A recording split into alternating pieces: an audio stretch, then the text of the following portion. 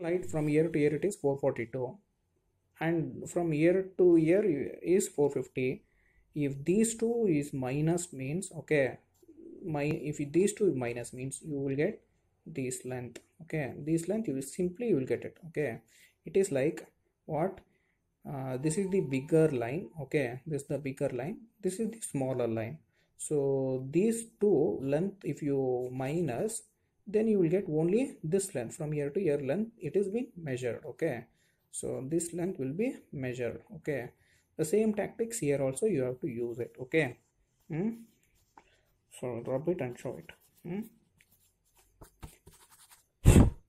See here, this is the bigger line, this is the bigger line, this is the smaller line. This minus this, if you do it simply you will get it this length. Okay, so that's what we needed. So 442 minus 450, if you do it, so you will get it 17 point. Okay, so 7.44 you will get it. So just you take that. Okay. If you minus 450 minus 442.44, so you will get it 7.044. Okay. So that is D2. Okay, next is D3 you have to determine. So D3 is nothing but what, the distance. So distance from here, from the centroid to centroid to this centroidal axis you have to take it. Okay, this distance you have to find it. Okay, so how to find out?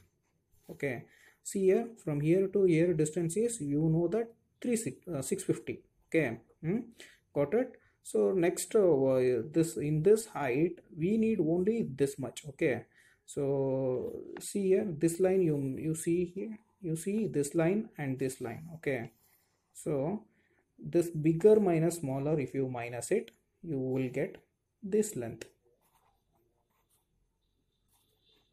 Correct, you have to observe it. Okay, this bigger line minus this smaller line, if you minus it then you will get this length. Okay, so this length is nothing but perpendicular distance D3. Okay, so 650 minus 442.44 you will get it 207. Okay, 207.56. Okay, 650 minus 442, okay, 0.44, if you minus you will get 207.56. okay. So that's what this is what D3. Okay, D3 is 207.56. so that's what here it has been written, 207.56. okay, so all this you do the calculation, you will get 1.156 into 10 to the power of 10 mm to the power of 4. So always you remember, for moment of inertia unit is mm to the power of 4. Okay, so the Ixx you got it. Next you have to determine Iyy. Okay, so for Iyy, so what you have to do is, remember this. Here you see here, for finding Ixx, for all this d distance you will get it from here to here reference axis. This, if you take this one as a base. Okay, so sorry, this one as a, for a moment of inertia, if you this one I take it as a reference axis. So from centroid to here you have taken. Okay, center to centroid of the second section to centroidal axis distance you got it. So centroid of the third section to the centroidal axis distance D3 you got it. But in this section, the whatever the centroid will lies exactly on the y-axis only. So this is exactly y-axis and this is exactly x-axis. Okay, so exactly here only it lies. There is no perpendicular distance. So exactly the centroid will lies on here only, and centroid of the second section also lies on here only, and the third section also lies here only. There will be no perpendicular distance. So this distance, whatever the distance is there, no. Okay, this distance, so this distance is absent. Okay, this distance is not there. This distance, this perpendicular distance, here it is not there. So that's why, so here this you will get 0. This whole term will become 0.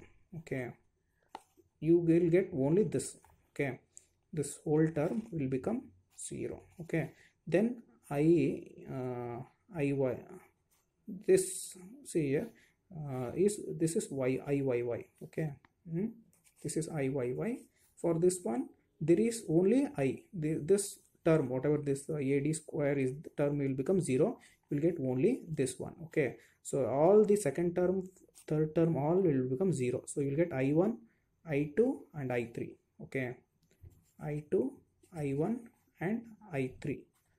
Okay, so then rest of all the this term and this term and this term will become 0. Okay, so you lies with, you will get with only these i1, i2, i3, i1 plus i2 plus i3. Okay, so iyy. Okay, got it. See, you are folding like this. You are folding like this is means you are iyy.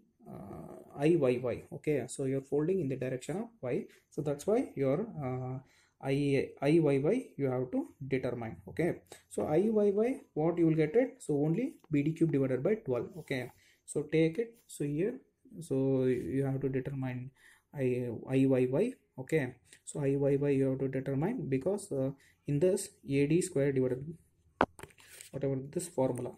Okay, iyy is equal to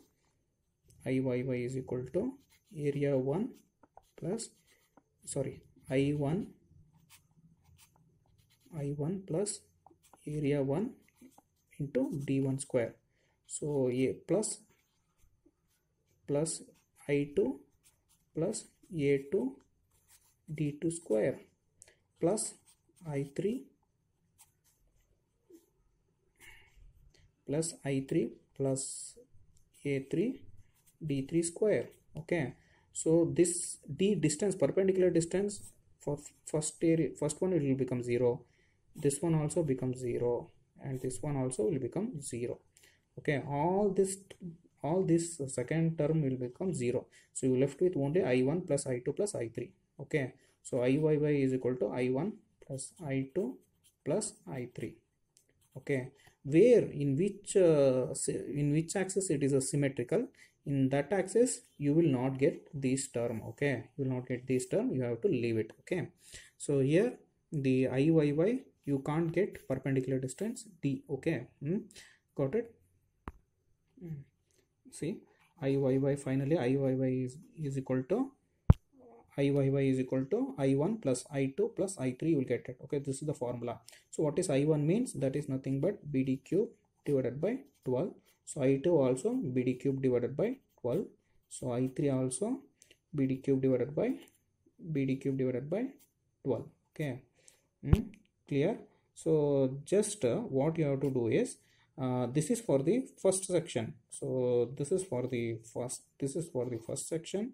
So this is for the second section. So this is for the third section. Okay, clear. So in this, after finding that, so just I will tell you one trick. So what you do is, see here, whatever here you are written here, bd cube divided by 12. So just you put it 250, consider this is the number is similar. No, so write whatever 250 bd cube divided by 12, b and d remain same. So that's why you just whatever it is there, you just copy here. Okay, got it. But here what you do is interchange this number. Let cube be there only. 150 you put it here, 350 you put it here. Okay, see here, just interchange it. So it will be 350 into 150 cube divided by 12. Here also 100 you put it here, 1000 you put it here. So it will be 100 into 1000 cube divided by 12. Okay, so all this you simplify, you will get this answer. Okay, so ixx and iyy, what you have to do is, for I, okay, in first term is there now. For first term just interchange this two values. Okay, let it be cube there only and 12 there only. These two terms b and d, it has to interchange. Okay, I will tell you, b d cube divided by 12. Only these two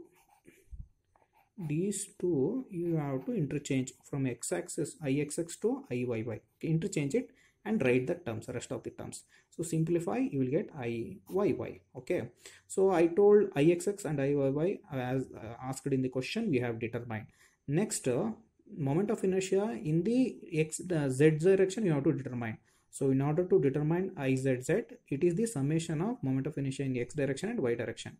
So ixx you have determined, iyy you have determined. Just these two terms add together, you will get izz. Okay. Next you have to find out radius of the gyration. Radius of the gyration in x-axis they asked. So you write it kxx is equal to radius of the gyration ixx.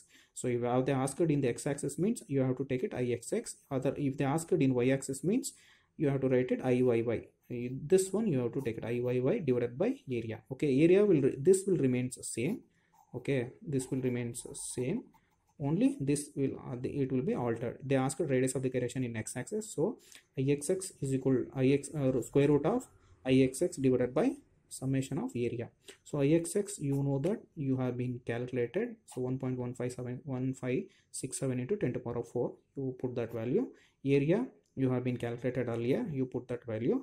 Finally the radius of the gyration you will get it. Okay, next radius of the gyration is in z axis also you find it. So in the radius of the gyration in the z axis means in which axis you will find it, respective moment of inertia you have to take it. That's all. Okay, you put ixx divided by square root of ixx izz divided by summation of area. Izz is 2.03243 into 10 to the power of 4. You put that value. Area you calculated earlier only. That value you put it here, and finally you will get kzz. Okay, so radius of the gyration in the x-axis, radius of the gyration in z-axis. Okay, so either you find it in x-axis or y-axis, respective moment of inertia in that axis only you have to take it. So in denominator summation of area it remains same. Okay, but don't forget square whole. This is the square root for the whole term. Okay, so ixx or iyy divided by summation of area. Okay, so that's about this problem.